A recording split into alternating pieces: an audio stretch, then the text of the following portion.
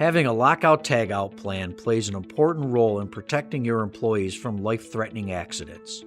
Here are 5 steps to help you build an effective lockout tagout plan in your facility.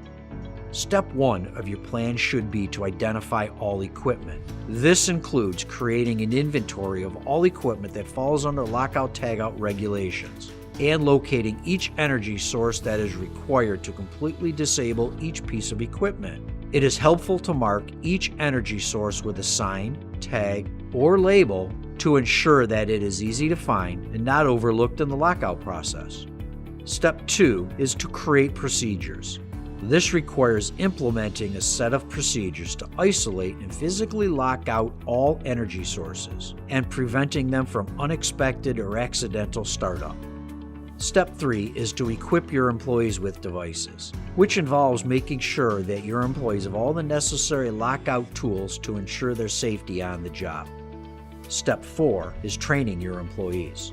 You must assess the training needs of each of your employees and ensure that they are prepared to execute all lockout tagout procedures required to do their job. The final step is to audit annually. Conducting an annual review of all elements of your lockout tagout program is a must in order to maximize your program's effectiveness. Emedco carries all of the lockout tagout equipment that you will need to keep your workplace safe. For more information on lockout tagout, visit us online at emedco.com or give one of our lockout experts a call today.